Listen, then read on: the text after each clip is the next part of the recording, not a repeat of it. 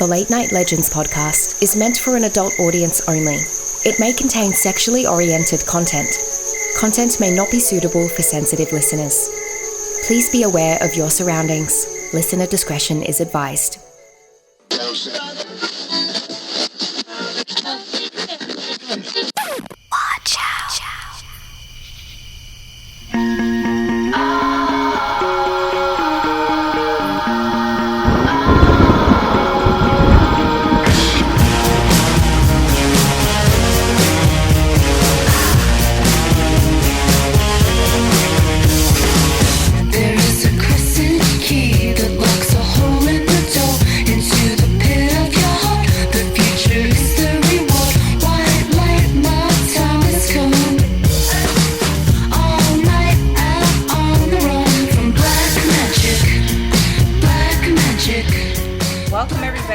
Late Night Legends, internet podcast and radio show.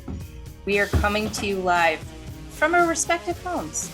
I'm not even going to pretend to make up a location because I'm absolutely thrilled with tonight's guest. I've been very excited, and it just keeps getting more exciting for me the more that I actually did research into what you research. So anyway, but let's talk about what we have going on, Kara.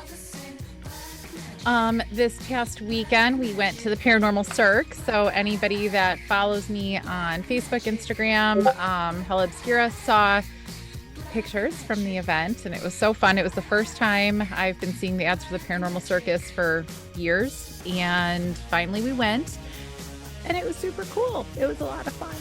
I want to do it every year now. It was not a lot of paranormal, but a lot of horror-based stuff, which was great. It's like which I was very excited. Yeah. So it was like Cirque du Soleil for horror fans. Mm-hmm. But then at the end there was some dancing involved, which was a little it seemed out of place. It was a little out of place. But that's all right because everybody performed really well. Yeah. And then Ashley, you haven't been here forever. What's going on with you? I know. Sorry. I went to visit my family in a very, very small Midwest town called Lima, Ohio, because I know a lot of our listeners also obviously are Glee fans. I'm so Never happy. Seen an episode. I'm so happy to be back with you guys. Not a whole lot going on for me other than my Britney Spears shirt. And it has to do with our podcast because it's spooky. She's single. She's back on the market. She's divorcing Sam. So that's what I'm bringing to the show today. Goodbye. Well, and they had an ironclad prenup, so he doesn't have to get any money from her. That's right. No spousal support, Sammy boy. No. That's the important part. Frank? The only thing I have to report is our podcast is now on iHeartRadio. So if you like that platform and want to listen to us there, just search Late Night Legends and you'll find us. We're there as of, I think, yesterday or the day before. Probably yesterday, I'd say. But that's all I have to report. Fancy. All right. Well, for my weekend, yes, the Cirque Paranormal Cirque, whatever it was. Paranormal Cirque, but I always just want to say Paranormal Circus. I know. Mm-hmm. That was a great deal of fun. We had an absolute blast. We have several things coming up, which is also extraordinarily exciting for me.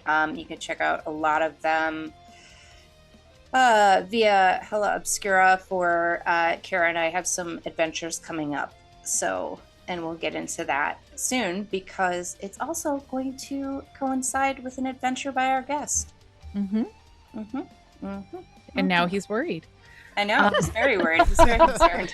So our guest, Chad Lewis, you guys, he is an author. I'm going to let Jenny probably sing his praises a little bit more, but we got to meet him. We connected on Facebook, he and I. But most importantly, we got to meet him at Paranormal Chicago, Paracon by Jack Chavez. I don't have a Chad Lewis shirt, so I had to wear a Paranormal Chicago shirt. It ties in. And Jenny got a look at all of the books and everything, and just the rest is history. And Jenny has so much to talk about. I'm sure I have some of the same questions, but Jenny's been reading. So take it away. Oh, thank you so much. First of all, I love the fact that that you describe yourself as a researcher and a lecturer as well, because that's amazing. I don't think people understand how much research it sort of takes to go into a lot of the topics that you go to. So I'd love to hear just kind of a little bit about you and what you do. Sure. Well, thank you for having me, and greetings from the Northwoods of Wisconsin. I actually blame my interest on the paranormal in Wisconsin because not only do we have the UFO capital of the world here, we have 3 of them that all claim to be the UFO capital of the entire world. So when I was in high school, I grew up near one of these capitals, and I was interested in people seeing UFOs at the nearby town. So I started going there, interviewing them, and I happened to start studying psychology at college the next fall. And that's what I was interested in, why some people believe in the strange and unusual and others do not. And that just led me to doing my master's thesis on students' belief in the paranormal, and then presenting my findings, which people would come up after the program and say, I need help, my home's haunted, or I saw some creature in the woods, could you help me identify it? And it really went from there. That's just so amazing. That was one of the things that was fascinating to me, was that you started with a basis in psychology, and that's so cool, because folklore and sightings and mythology is so tied into where we're at, what we're thinking, what we're feeling at the time. I have to ask about this one thing, because what immediately had me honed in on your table was you had a vampire kit that you had made, and it was just, I had just gone like maybe a year ago to a Ripley's Believe It or Not, and they had, a little thing on Vlad the Impaler, and so they had the vampire kit, and so I learned that this was something that people carry. Can you describe what it is and why you had it? Because I find that story fascinating. I make my own. It's a vampire hunting kit, and it's mostly for design, although I have brought it to alleged vampire locations around the country. When I got back from Transylvania, that kind of gave me the idea of putting one together. And basically think of an old cutlery or silverware box, the wood box that opens up with the velvet padding underneath. And that's what it basically is. And you have your holy water, you can have your garlic, a stake, a crucifix or a cross, the Holy Bible. In mine, I often have little seeds, due to the fact that vampires are said to have OCD. So if you can throw seeds down, you have to stop and count them. So it might give you a couple seconds to run around and make your way through. And of course, the consecrated ground, the cemetery dirt. In vampire lore, one legend is they can't cross over this dirt, so you could put it around you, or the belief that you can only kill them on cemetery dirt. So either way, kind of covered there. And I say I put it on my book table quite a bit because it just gets people conversation piece going. And I did a book signing about 20 years ago when my first book came out in Eau Claire, Wisconsin. And it was a local radio station. They invited me to a outdoor boat and RV show. And which, for a haunted book to be there, everyone's coming there looking for an RV or what boat they're going to upgrade to. And I had a table of books, and right next to me, another table of vampire hunting kits. And just because they gave me 2 tables, I didn't have enough books to fill both. So why not? You would not believe how many of those kits left empty-handed. Like people coming up that you would never think would be interested in the supernatural, specifically vampires, buying it for their office or their spouse loves it. I was just amazed that a hunting and fishing camping type show would be the best place to sell vampire hunting kits. They must have been plagued there. I don't know. The perfect gift for someone who has everything, Yeah, and you never know what you're going to encounter on the road. Driving along. Exactly. No, and I was going to say, well, I mean, these are people that spend time in the woods, so they know there's things out there that we can't explain, and the vampire kit might just be the right fit. I was going to ask, okay, so how many things are there, should I say things or cryptids, that have things with counting? Because don't the Rougarou, you should always have up to 13 things or whatever it is. Is it 13? So how many, so I was like, I just thought about that recently for them. How many of these How many cryptids lore have guys a counting problem? have a thing about counting? Is that Yes, common? well, it's common in the supernatural, obviously, numbers. Whether they do a lot of supernatural dares where you have to do things in order for the legend to come true. And there's a goat man creature down in Illinois where if you go to the state park 3 times, that's when you'll see him. So obviously in threes, the old Snallygaster stories out in Maryland from the 17 and 18, early 1900s talked about having to put a 7-pointed hex sign on your barn to keep the Snallygaster. That's the only thing that would bother it. So numbers play in quite a bit in the supernatural and cryptids more generally as well. Yeah. That's fascinating. Something that I hadn't even really ever thought of. What park do I have to go to 3 times to see the cryptid? Yeah, you have to go to Kewanee, Illinois. Right outside their town is a small little state park. You can see the Goatman of Kewanee video I did where I camped there looking for it. And luckily or unluckily, I survived. But some people say you have to go there 3 times. Others say that if you see it 3 times, you'll die after the 3rd sighting. Oh, wow. So all these numbers and times are very important as well, whether it's the anniversary of a murder, tragic death, untimely accident, something like that, or obviously at midnight, if you can do it on the witching hour, all of these things, all the way dating back to the Jersey Devil being the 13th child of Mother Leeds. So these have a long history of numbers playing a significant portion or a significant role in what we believe in.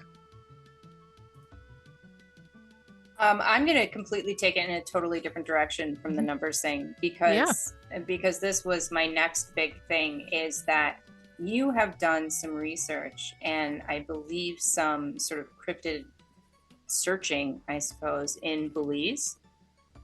Did I read this correctly? Firstly, you looked for the Tata Duende, which I actually have... I actually told a story about that on this podcast where I was visiting a ruin and our guide grew up in a small village and actually they lost a little girl to this creature. Can you please expound on that? Well, the Tata Duende is a diminutive creature wearing a sombrero. He's a protector of their jungles and forest over in Central and South America and Central America. Often will have a machete with him and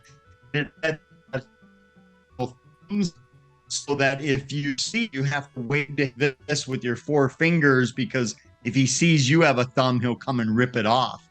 But oftentimes he'll protect the jungle and the forest and the rainforest. And what's interesting is the story you told there of the young girl disappearing. When I was there, everywhere I went, people took it very seriously. When I asked about the Duende, they said, don't go looking for it. What are you doing? Stay away. And I was at what we would consider a national park here in the US. And one of the forest rangers told me that when he was a kid, he grew up right down the road from the park and he was out playing with some friends in the backyard and it butted up against the forest. And he said all of a sudden while they were playing, they heard music and they felt like the Duende was singing or playing his banjo or guitar with him. And the kid started in a trance walking toward the Duende. The Duende was just lurking in the woods, enticing this kid in like he was some siren of the seas. And all of a sudden the kid's mom yelled, time to come home and eat. And it snapped him out of the spell. And he said he ran home crying, shivering, telling his mom that the Duende tried to abduct him. So in many cultures, it's still very feared and something you shouldn't play around with. Oh, absolutely. I mean, my guide was talking about it. Like, it was when he was a child. So, I mean, it was, not too terribly long ago.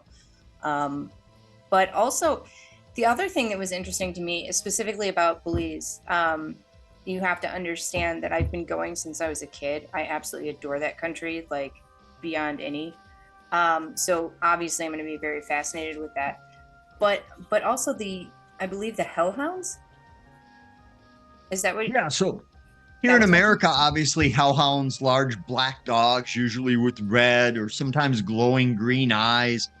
They thought that they do the devil's bidding, that they are a harbinger of death, a death omen, that they guard portals to hell, and that if you see them, it means you or someone you know is going to die very shortly.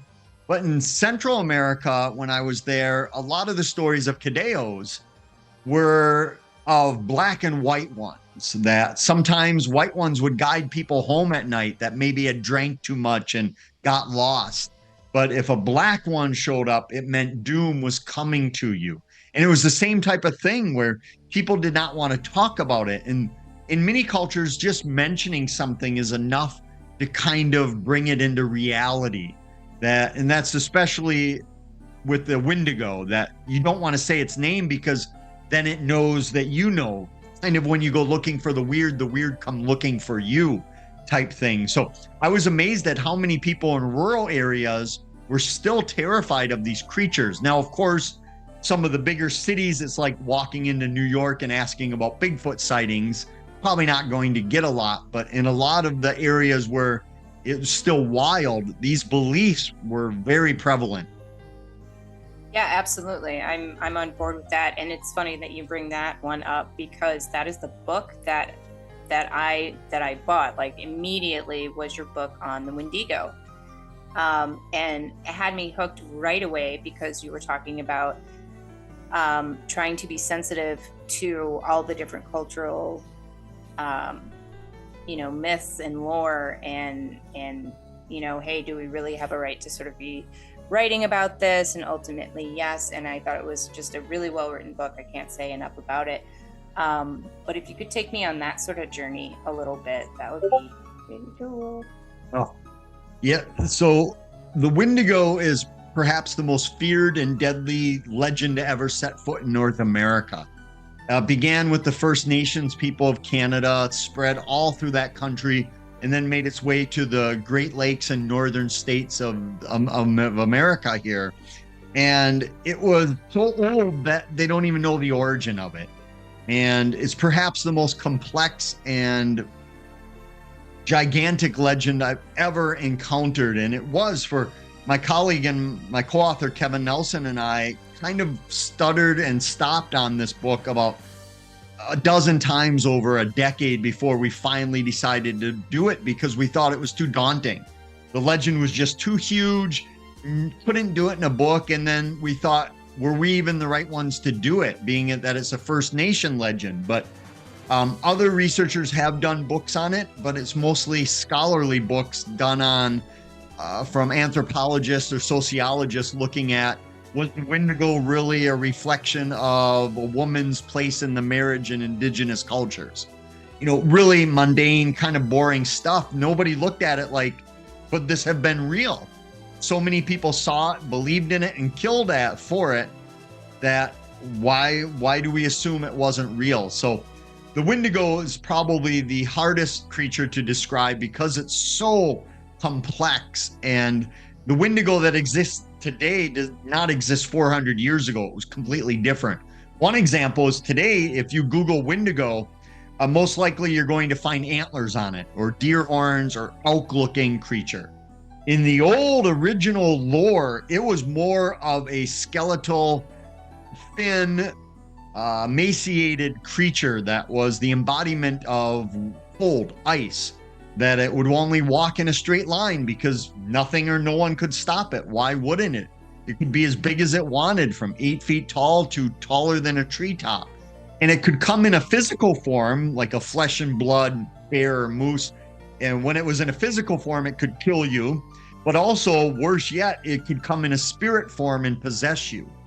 and slowly turn you into a Wendigo. And we have hundreds of documented cases of people killing one another because they believed that that person was turning into a Wendigo, and that if they wouldn't have killed this person, it would have infected the entire city, tribe, community, and they'd all be dead. So it was almost as though this was something you had to do, that you were doing a hero's work, so to speak. So we have hundreds of years of the Wendigo and just dozens of some of the most gruesome and gory cases you could ever believe. Well, a lot of that, like a lot of the Wendigo lore, has to do with cannibalism, right? One of the ways you could become a Wendigo was to resorting to cannibalism. When times were tough, game was nowhere to be found, food was scarce. If you resorted to cannibalism, you would turn into a Wendigo. But also you could dream about the Wendigo in many cultures, because in many cultures, the dream world and the waking world were of equal significance. So if you had a dream about the Wendigo visiting you, well, you were doomed. Also, a powerful shaman could conjure it to come after you. So it might be you'd send it after an enemy, or better yet, you'd send it to an enemy's area where it would scare away all the game. So everybody would start starving and resorting to cannibalism, and then become a Wendigo as well. So there were numerous ways you could become a Wendigo, but the most sensational was that of cannibalism. Now, how much of a tie do you see in between that and like the legend of the Skinwalker? Very similar, but Skinwalker is definitely a native tradition and definitely more southwestern, where all the stories of the Wendigo have to do with winter. Not that it wouldn't attack in the summer, and it did, but it was the embodiment of ice and winter. It was thought that its heart was encased in ice, and one of the ways you could kill it was to defrost its heart.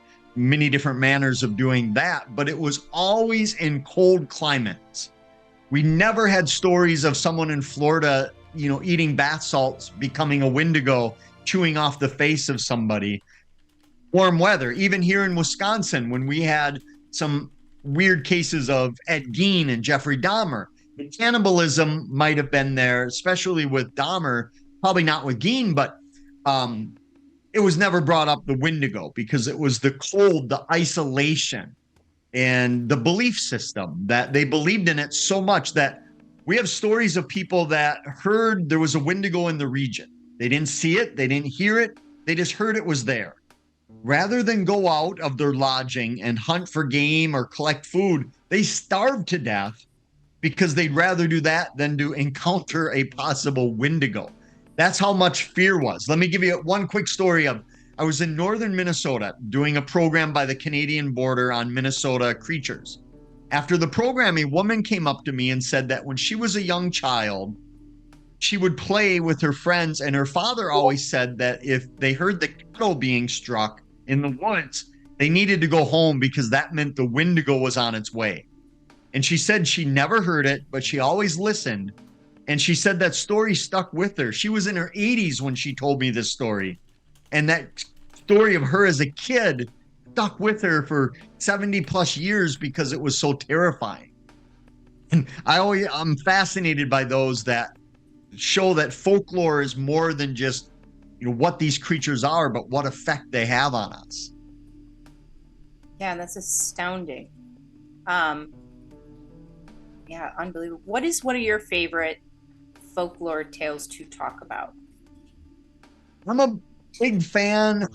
Let me phrase that. I am fascinated by the case of Swift Runner. And if you know anything about Wendigo, you probably have heard the name Swift Runner. He was a Cree trapper in the late 1870s up in Alberta, Canada.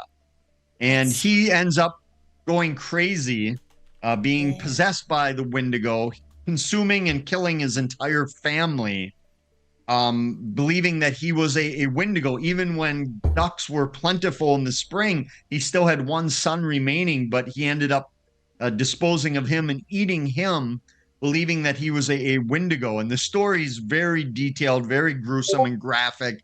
You probably don't want listeners to ever hear it, but I'm fascinated by that because I had been researching Swift Runner for a decade and a half. I've written about him, looked at all the research I could find. I appeared in a video game talking about Swift Runner Until Dawn. The video game, if you beat that Wendigo game, I'll pop up and talk about Swift Runner. But it wasn't until just before COVID in 2019 that I finally had a chance to make it to the area of his winter quarters up in Alberta, Canada. And my colleague Kevin Nelson and I were there. And it wasn't until I was standing in the place where he grew up and loved and killed and died that it fully hit me that at the end, it was just Swift Runner and his middle son. And the son had to consume his other family members and knew he was next. But he was 7 years old, starving to death with his father. There was nothing he could do. And just standing there on the cold winter day I was there, gave me chills that still here in Wisconsin during the winter, I get thrown back to that spot because I wasn't prepared for what was going to hit me. Because the last 20, 30 years, I've visited serial killers' homes and the most mundane, gruesome, murderous stuff you've ever heard of. So I thought I was immune to all this, but just standing there, something really hit me where Kevin and I went back to our lodging that night and I started writing the chapter right about Swift Runner right then because I wanted to be in that process. But he's probably the best known person turning Wendigo or going Wendigo. So that's one that I really enjoy looking into because there's so much to it of, mental illness versus Wendigo versus something else. And I think I could spend the rest of my life researching Swift Runner and never fully realizing the entirety of the case. Wow. Yeah, that's fascinating. Gruesome, but absolutely fascinating, as a lot of spooky things are. I kind of feel like I've been monopolizing the questions. Do you guys have anything that you wanted to know, or should I just keep going with what I want to know? One Swift Runner question.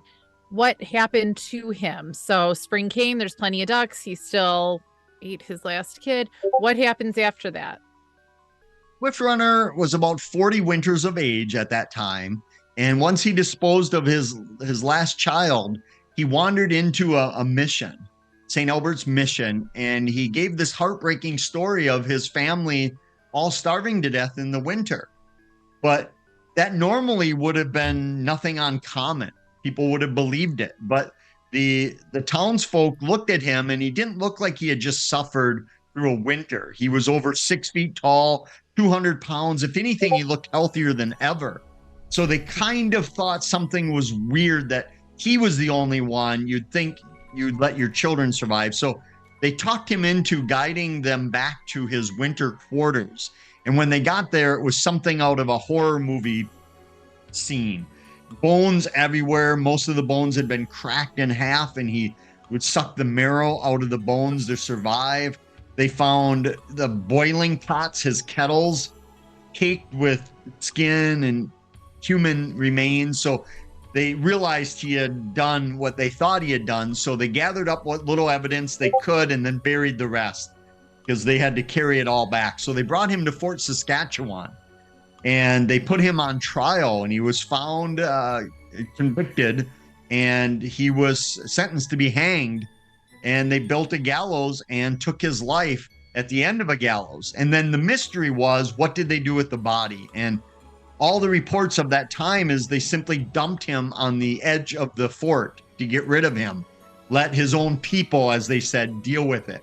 So we don't know what happened because most of the time, suspected Wendigos, no matter how they were killed, they had to be cremated, so nothing was left. Otherwise, it would just go back into the woods and wait for its next victim. Wow. So we don't know. His body was dumped there, but it was 40 degrees below zero when they did the hanging. So they didn't just dig a grave in the frozen ground. So we don't know what happened. But fascinating that the fort is no longer there, but the recreation of it is. They've recreated the fort back to its original dimensions. And many of the staff members told us that they often have ghostly experiences there. And when people that are more psychically in tune show up, they still believe Swift Runner's spirit is at the Fort Saskatchewan area. So that's always fascinating too. But I don't know what became of his body. My guess is that they chopped him up and buried him separately all over, or certainly just burned him to a crisp, because they would have been repulsed by his body because he was a Wendigo, still scary. He could rise up. They could not kill him, but at the same time, they wouldn't want to leave him there in case he did come back to life. And there's I don't know how gruesome we can get on this, but there's no limit. There was a famous Wendigo story, a moose tooth, and he was turning Wendigo. He was sick. He was on the ground. They were trying to save him, bringing in their best medicine, their best shamans to heal him. And he kept saying things of, if I get up off of this ground, I'm going to kill and eat all of you. None of you will be left. So they tried for days and weeks to cure him. They could not do it. So finally, they killed him, and they went a little overboard in the fact that he was hit in the head with an axe and killed, split open his skull, but that wasn't enough. So then they took the axe out, hit him in the chest with the axe, stabbed him with a knife. That wasn't good enough. So they staked him to the ground and poured hot tea in the axe hole to defrost the icy heart. That wasn't good enough. So they stabbed him again, chained him to the ground, and decapitated him. And this took place all through the night, so in stages. So they did a little bit, and they said, oh, that's not going to work. He's going to come back. Then they did a little bit more and thought, well, we're still scared. Somebody has to watch him. So they took all those steps because they truly believed that that was what was necessary to stop him from coming back. Truly graphic stuff. I mean, this is stuff out of horror movies. Rasputin level stuff. Yeah. Like so many of these creatures and these entities in folklore and mythology just took so much to kill them, and it was so gruesome how they would die, just obliterating the bodies in every way, shape, and form. And we think of these things as hundreds of years ago, superstitions from a long time ago, but one of my favorite cases in my neighboring state of Minnesota happened in the 1920s when they suspected a woman was a vampire from the grave. And Frances Block, she had died, and her family lived in a superstitious area of Winona, Minnesota on the East End. And all of a sudden her brothers started dying one after another after she died. So neighbors said, your daughter is a vampire. She's coming as a death siren, enticing her siblings to join her. And when the family was down to their last remaining son, they thought, we better go out there and do something. So the neighbor said, all you have to do is go out to the graveyard and dig up your daughter and chop off her head and bury it separately from the body. So the dad went out there and tried. But when he got out there, he dug up the body, and she was in such horrible shape, he thought, there's no way she could be a vampire. So he went back, but then the son got further ill. So they went back and thought it was maybe the first son who died. So they dug him up. We're going to do the same thing. But anyway, the son ended up dying. They didn't desecrate either of the bodies, but the police went back out there and made sure that they didn't molest the bodies. And they had found a white cross indented into her chin from burial, which was meant to prevent her from being a vampire. And the craziest thing is the father was never charged. In Minnesota in the 1920s, it was not illegal for you to dig up as many people as you wanted. As long as you didn't harm them, you were free to do so. Now, don't try doing that in Minnesota today. The laws have changed, but it's fascinating that this was 1920. This wasn't 1720. And the belief was still so strong that a vampire was the cause of the death, that he went out and dug up his children. Two things. First of all, I enjoy how, you could dig up as many people as you wanted. You just couldn't do anything to their bodies. So you just dug them up and went, that's a body, and recreated it. But yeah, there were no laws on the books. Did they ever figure out what happened to all the kids? Well, they thought they were dying of natural diseases and illnesses. They're all buried there. And when I first found out about this case, maybe 5-6 years ago, I talked to a lot of the staff members who work at the cemetery, St. Mary's Cemetery in Winona, and they had never heard the legend, but they were telling me all sorts of weird mist and fog and balls of light and disembodied voices that would happen at the cemetery. And they didn't even want to get into it because, again, they felt like if they talked about it, it became real. So they had to work there every day. So they didn't even want to hear the vampire legend, which was in all the newspapers in the 1920s. It was all the newspapers covered it, but nobody took a photo. The reporters were along with the police when they redug up the bodies, but no photos must have been allowed at that time, I assume, or they were lost to history. I think there was a lot less show me or I don't believe you kind of thing. Like you didn't really have to have like photographic evidence for people to buy in. True. You know, I'm the same way. I'm, you know, tell me about it. I'm good. I'm in right away. But yeah, I feel like it was now, of course, it's completely different. What is the scariest thing? I don't know if I want scariest thing that you've kind of come like face to face with, where you're like, oh, maybe this was a bad choice of destination.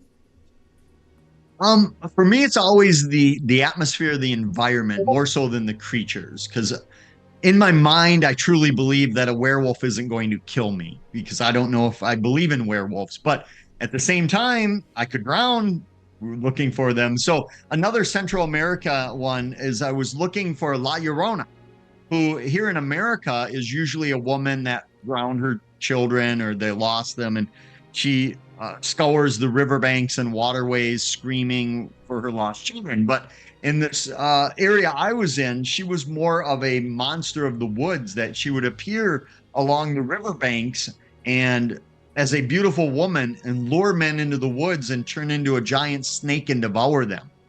So the only way to get on the lake or the river was at night on a crocodile tour at midnight.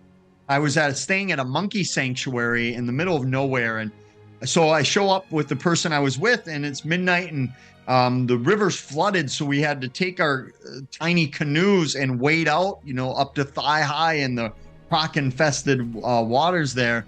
And then get in, and you're right on the water, just a little miner's light as your light, terrifying. And I don't know if I was more scared of the crocs in the water or the La Llorona, which I didn't end up seeing. I even said to the person I was with, I said, if you're too scared and you want to turn back and go to the sanctuary, I won't hold it against you, hoping that they say, yeah, let's get the heck out of here. But I was just just the white knuckle paddling the canoe. That was the atmosphere. When I was in Transylvania, again, staying in the middle of nowhere, I had to walk through a woods to get into town to get some supplies, and it was getting dark, and I got in the woods, and in the beginning, I'm thinking, this is great. The moon's out, I'm walking in Transylvania, how fun is this? And then your mind starts playing tricks where every branch breaking was Vlad the Impaler coming to get you. So I ran to town, got the supplies, and it was dark by then. And I ran back as much as I could. Again, I didn't think the vampire was going to get me, but at the same time, I was just truly scared. And for me, that's half the fun. I always say, if you're not getting scared at these places, you're not trying hard enough. They're downright creepy. I mean, that's part of the reason people enjoy them, either consciously or subconsciously. Well, yeah, and you feel like you're part of the myth when you're there. It's a unusual feeling where you feel like, yes, okay, this is the thing that's happening. It shifts over into reality. I love that. Both of those trips sound like heaven to me, by the way, and terrifying, but absolute heaven, especially the monkey sanctuary. But besides that, you're absolutely right about the feel and the belief of it, that you can sit back and, let's say you're in Chicago, and you can sit back thinking, how would people believe vampires exist? That's just crazy. And then you find yourself in the culture, talking to the people, seeing the environment, seeing all the culture, the history, the belief. And it's quite easy to fall into the belief of what's happening and to be a little spooked by it. And I think that's fascinating. A lot of people like to dine into cultures and, enjoy the food and the customs. And this is just another extension of that. Absolutely. Absolutely. We were in the ATM cave in Belize, which is amazing, but we were all the way into the cave and they're small groups.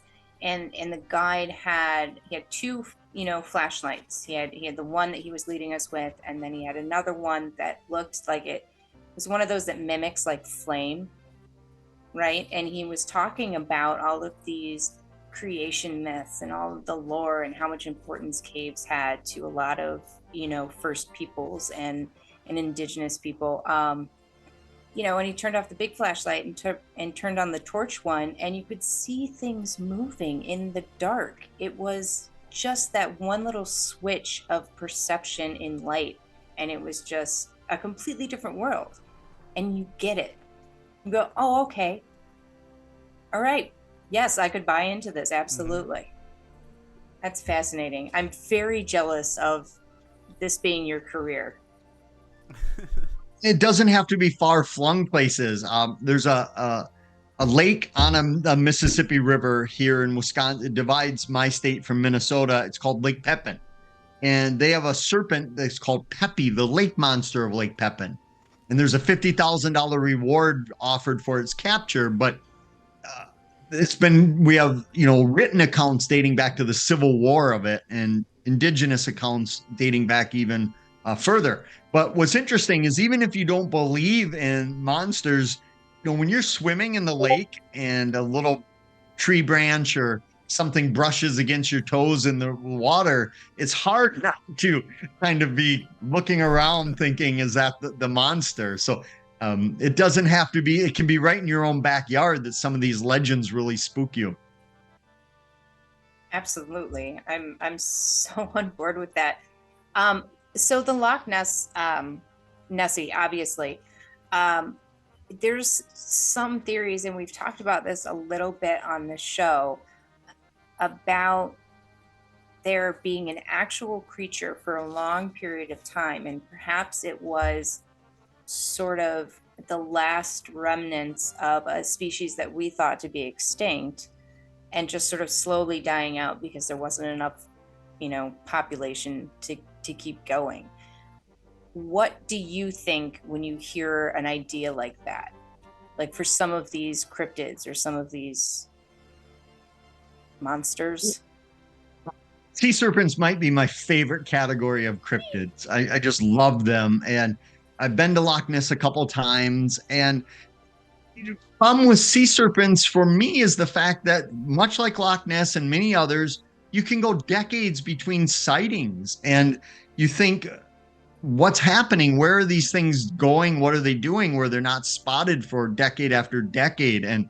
Or the fact that, they're spotted by two different people who describe it completely different, maybe a giant eel looking versus your traditional, humpback Loch Ness type. So the more and more I research into the supernatural and have zero answers, more questions than answers, but I'm getting more and more convinced that some of these things are not flesh and blood like some undiscovered species, or like you said, a species that we thought was extinct, but maybe there's still a few left over. Because oftentimes I talk to people that have so many bizarre encounters with these things, doing things that no known animal can do, or disappearing, or why have a body washed up on the shoreline of these things. And that if there's one, is there enough for mating? Do they reproduce on their own? So many questions, and I don't know, but I'm leaning more toward the fact that perhaps they're not just a big sturgeon or something similar to that they have to be something much different. At least I hope they are. Same. Your thoughts on Megalodon? Yeah, also all these giant sharks, giant fish, whether they're the Leviathan, all these creatures for history, people have been afraid of them out in the water, that these big giant monsters of the deep that will come and get you. And the idea that they're still out there, I like to think that they're still out there. Again, maybe not in the same way killer whales are out there, but they're out there nonetheless.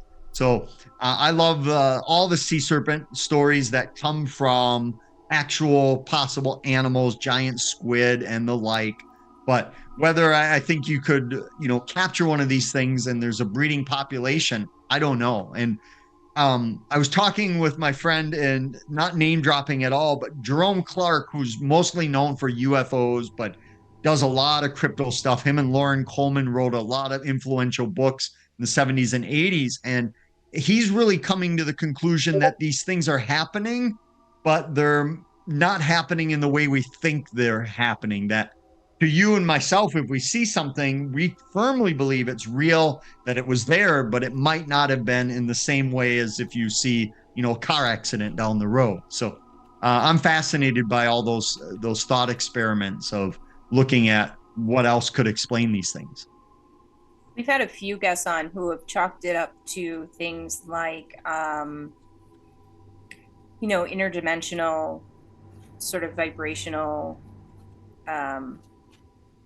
sensitivities or ways that these things have sort of existed through time is by being able to hide themselves in plain sight, that kind of thing. And certainly when we looked at some of the national park stuff, the idea of time slips is always brought up, which is just fascinating to me. And yeah, it's just amazing. And then you start hearing stories, like you hear the story of the coelacanth, which is something that was thought to be super extinct, and it was just living, and we weren't talking to the right people, like it was just being eaten by this small tribe, and we had no idea. So excuse me, sorry. So you had mentioned the national park. I have a thing with the national parks because so much activity seems to happen in them. Is this something that you've noticed? Have you noticed more tales coming out of it? And what do you if you have, what do you credit that to?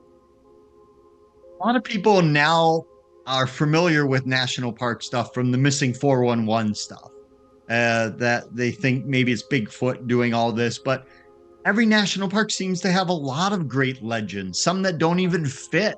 Just this summer, I was back in one of my favorites, the Badlands of South Dakota, and they have a banshee story there, which if you're going to find an out of place legend, you can't get any more out of place than a traditionally Irish legend in the Badlands of South Dakota. So I love all these stories, but I think there's some significance in the fact that when we saved these places from being developed and being destroyed, a lot of it was because they were beautiful nature areas or had some significance of flora and fauna. But another part of that was they were thought to be sacred areas, areas of great importance. So it makes it very plausible to me that they're what John Keel from Mothman Prophecies and others would have called window areas. These areas where a lot of weird things happen, not just one phenomenon, but many phenomena happening. So I love it. In national parks, I visited quite a few, and I'm always looking for creature legends that are associated or just weird. I'm not so much interested in the disappearances, the mystery, missing 411, although I find the books fascinating. I'm more there for the legends of the things that had existed before humans stumbled upon it.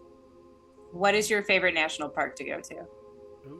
Without a doubt, of all that I've been to, and it's one nobody ever goes to, Theodore Roosevelt National Park in the Badlands of North Dakota, far northwestern North Dakota. If you like wildlife, almost every time I've ever hiked out there, it's usually you have to turn around because there are too many bison on the trail or bighorn sheep around, elk, all kinds of stuff, but nobody's there. Absolutely nobody's there. I've had many times when I've run into two people hiking over 7 days, the same two people on like other trails, and you look at each other and say, there's no one here. What's going on? So by far, Theodore's my favorite. It has a lot of haunted stories. Teddy Roosevelt obviously was there as a younger man and did his ranching, and his spirit's thought to be there along with some others. But that's my favorite, without a doubt. But there are many. I mean, you can't go wrong at any of them. Yeah, they're gorgeous places. So, and the more I think I can get out and away from people.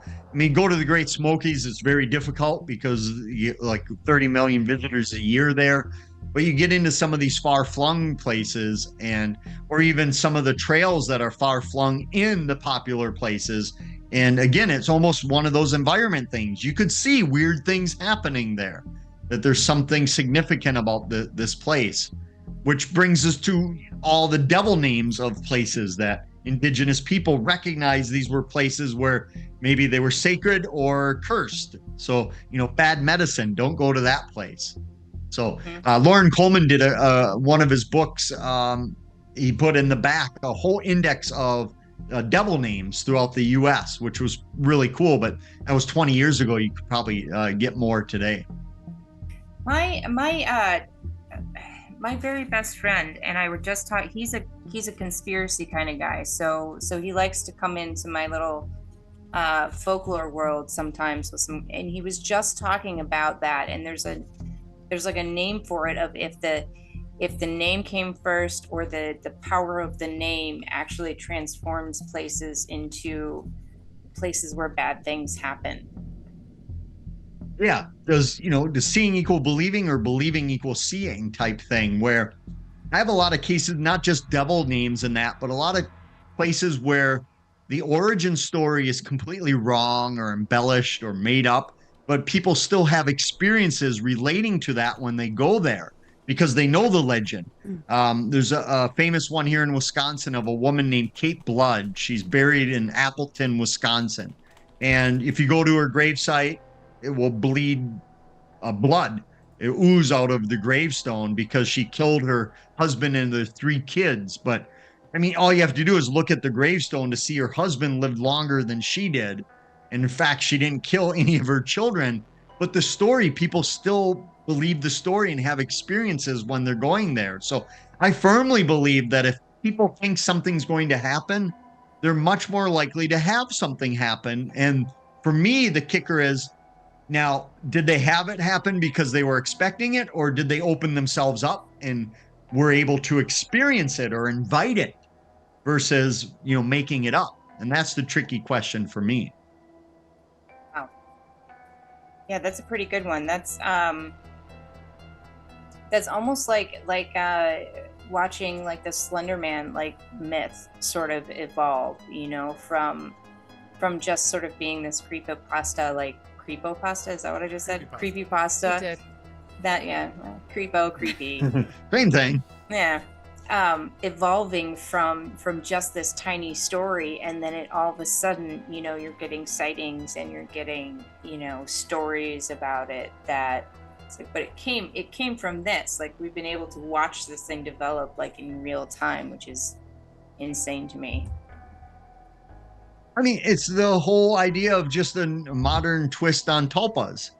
That if you believe in things enough, you can conjure them, bring them forward. The problem is, it seems to be very specific that, we explain away some of these things as tulpas, but then why aren't we seeing Santa running around more often? Because for the Easter Bunny, more people believe in Santa than probably Bigfoot. So, maybe, but who knows? So yeah, I think these new, my colleague Kevin Nelson, who I've done a lot of books with, he's actually doing his presentation at Mothman Festival and Van Meter Visitor Festival on the age of computer cryptids and themes going, that we're creating a lot of these, whether it's, Slender Man, which was obviously a totally fictional thing, or stories of the Black Hat Man and all these others that are kind of on the fringes. Yeah, like the what was it, the endless rooms. What was that? Why can't I think of the name? Backrooms? Backrooms. Back Yeah. rooms. Yeah, like the backrooms sort of thing. Or leads- what was the one the kids were into? Sorry, the Charlie, was it? Yeah. Was that the yeah, one? That's one of them, yeah. Okay. Okay.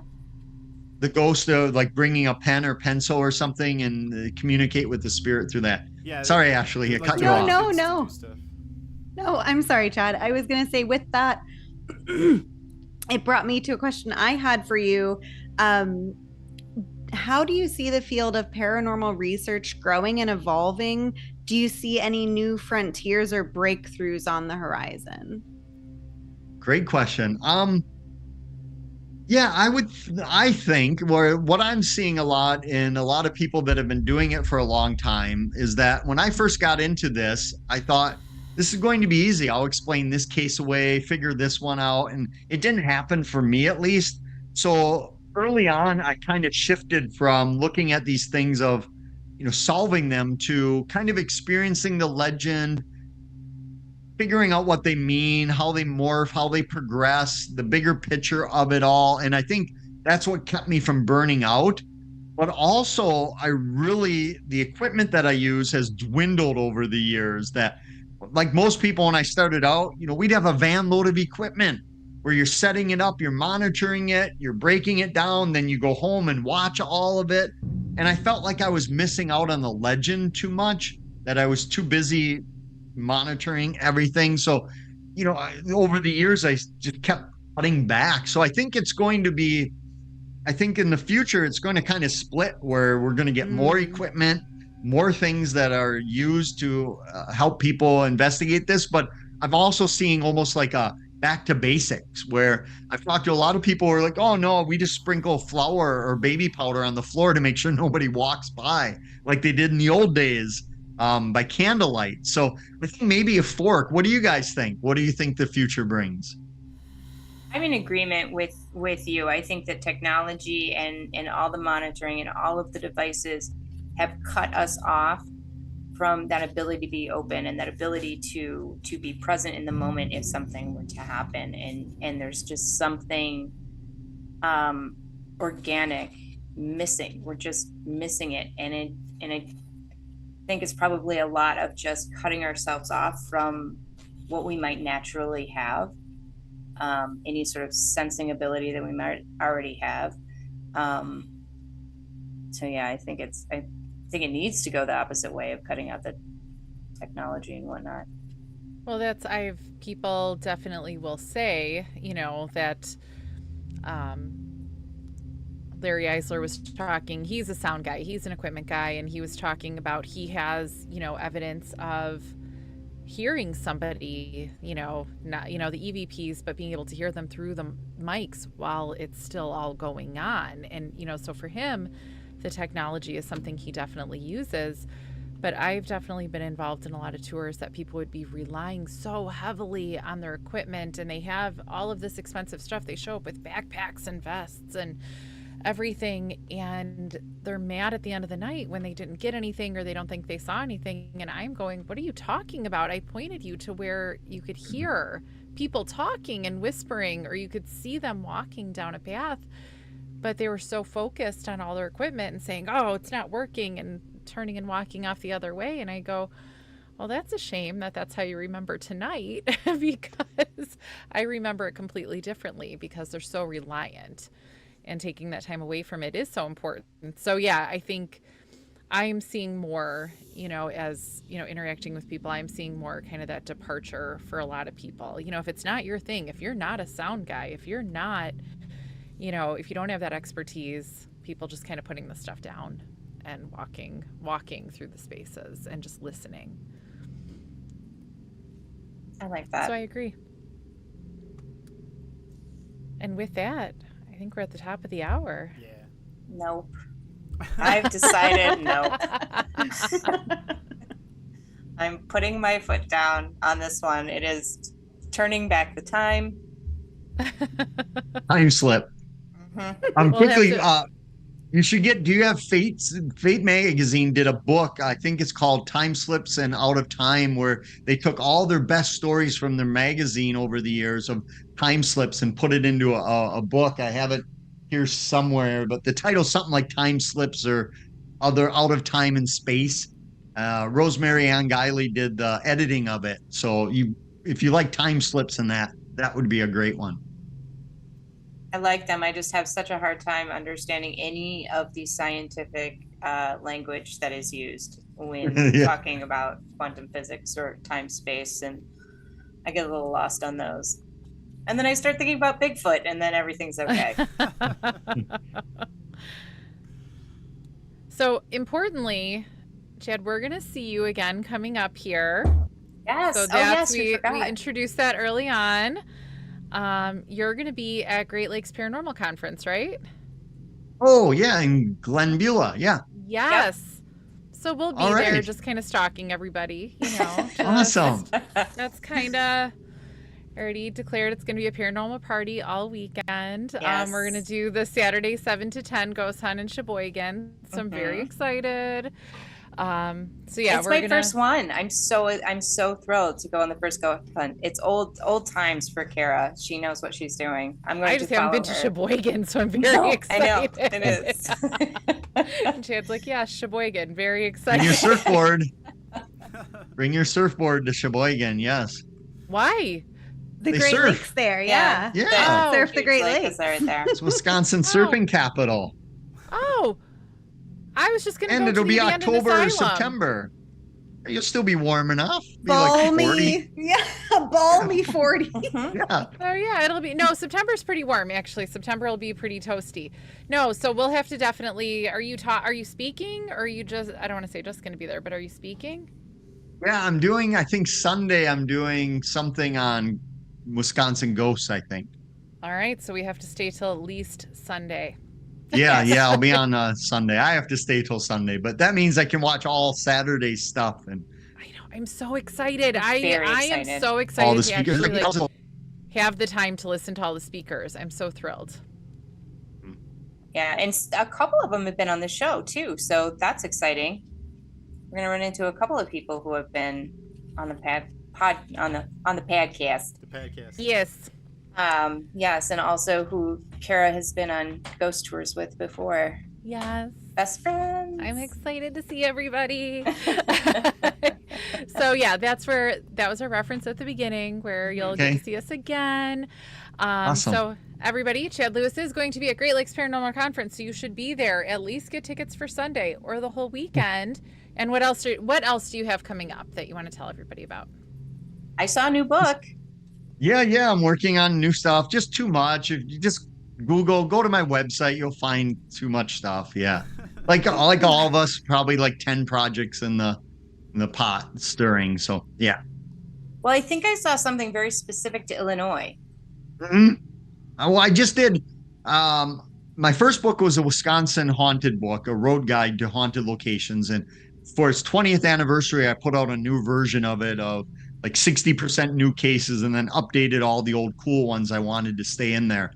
And I'm doing that with my Illinois road guide because that's maybe 15 years old now. And as you know, I mean, places change.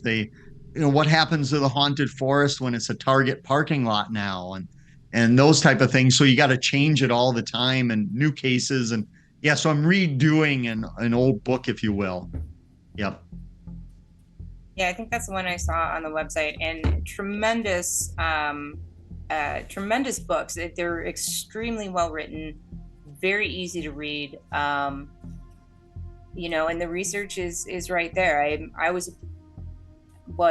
am a big fan of the book Wendigo, and not just because of the subject matter, but it was really, really well written. I thank you. And I think out of my 30th book just came out this year. And I think if I'm remembered when I die for anything, I hope it's for the Wendigo research, because it was one where it was hands-on, traveling the States and Canada to do all the research. So I hope that's the one. If anyone, comes to my grave to curse me out, they have the Wendigo with them. Maybe we need to put on a disclaimer, like not a Wendigo lies here. Yeah. Yes. Yeah. I'll be cremated, so I'll be safe. Yeah. Nice. Just in case. Just in case. That's the Wendigo clause. Don't worry about it. Yeah. That's great. They should have that clause. I mean, It's a good one. mm-hmm. So what we usually do at the end of the episode is first, if there's anything else that you're working on or that you're going to be at. I noticed you have a lot of lectures and appearances coming up, right? It's on the website. Yeah, it's again, you got to go out of your way to avoid me these days because it's which a lot of people do. Don't get me wrong, or you should, but yeah, it's just so much and yeah. I don't know, and I don't know half of it. When you said you're going to be there, I'm like, yeah, I think so. I know tomorrow night I'm in Milwaukee, and that's as far as I know. Thursday I'm in Minnesota, I think, but I don't go much farther out than that without grabbing my calendar and my physical calendar on the wall here. Not gadget. We will make sure to post your website with the description and with everything associated with this episode, obviously, and on our website, be able to find Chad and his various speaking locations, which there's a couple that are nearby. I mean, so nearby me, so I'll probably swing by one of those things because this has just been tremendously enjoyable. Anyway, as I was describing, one of the things that we like to do here is final thought at the end of the episode. And we just kind of give a summation of something that we enjoyed or something that we're looking forward to or something that we're interested in. Anything you want the listeners to take back with them after listening to this. Yeah, take back that most of the people that contact me about their experience, they're not actively looking for it.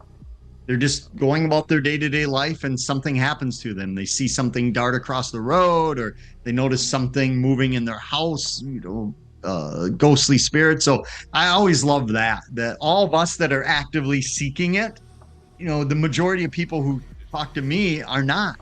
And I find that fascinating that you can just be going about your daily life and all of a sudden something takes you out of there. Wonderful. My final thought, lecturer, I was just enjoying listening, and you do definitely online presentations through libraries, like you said, you have to try to avoid seeing what you're doing. And I love seeing what you're doing. So I am so much more likely now. Oh my God, I could just listen to you talk and I want to. So yeah, everybody follow, see what he's up to and see what you can jump in on to actually listen to him talk and give these presentations. Ashley. Me? Yeah. Oh. If you want to. No, I do. I think, Chad, what I thought was most fascinating, other than just being wickedly jealous of all of your adventures, was you kept using the word belief. And I know you have a psych background. I do as well. And it's really interesting as someone who finds so much joy in the paranormal, in this, is it true, is it not? I personally haven't really questioned my own belief in years, belief in what I choose to believe is real or not. And I think that would be a really interesting exercise for our listeners to think about why we believe in what we believe in, because I think that's, and correct me if I'm wrong, Chad, like kind of the puzzle piece that drove you on this adventure, right? 100%. It's really fascinating. Fascinating. So thank you. Jenny, did you want to give a thought? Yeah, I have like 10 thoughts, but I'll narrow it down to like one. Thank you so much for being on the show. I love listening to you. Reading the little bit that I have was fantastic. I am a big fan of folklore and mythology and knowing what was going on at the time and why these things might be beliefs and why they may be so scary, and sometimes why, you know, I'm so attracted to these ideas, you know, and why I'm so happy to believe in things and why I just want magic to be real. But so it was great, and it was great to hear from somebody who is actively pursuing this, you know, not just as kind of a side hobby, but as a full-blown career, and it's fascinating. So yeah, everybody just open up a little bit, you know, maybe, what if, all those things. But thank you again for being on the show. I really, really, really appreciate it. Thank you. Wonderful. I'll give my thought and then take us out. Chad, I want to thank you again, just to parallel what everybody says. Thank you so much for coming on our show. Definitely I think I could also agree with everyone that we're very jealous about what you do and your travels. I think when somebody says I'm living the dream, I think you're actually doing that. So that's wonderful. I would also love to have you on again. Maybe you can come on when your book comes out, or maybe when something cool happens, or just, you know, if you feel like coming on, just reach out and we'll definitely have you on anytime you want. I feel personally like I could listen to you for hours and hours, and I feel like we just kind of scratched on the surface of so many things that I feel like we could talk about. I know that just for the state parks, Jenny was working on 2 episodes just on that, and I still feel like we could have delved way deeper. So National parks, but that's okay. Whatever. So thanks for coming on. And then to all of the listeners, we're gonna be putting some links if you want to check out Chad Lewis and where he's at and what he's doing and where he's speaking. Gonna make that readily available for you, and outside of that, we hope you have a good week and a good weekend. We'll see you next week, and thank you for tuning in, thank you for telling a friend, and have a wonderful night, everybody. Thank you. Bye.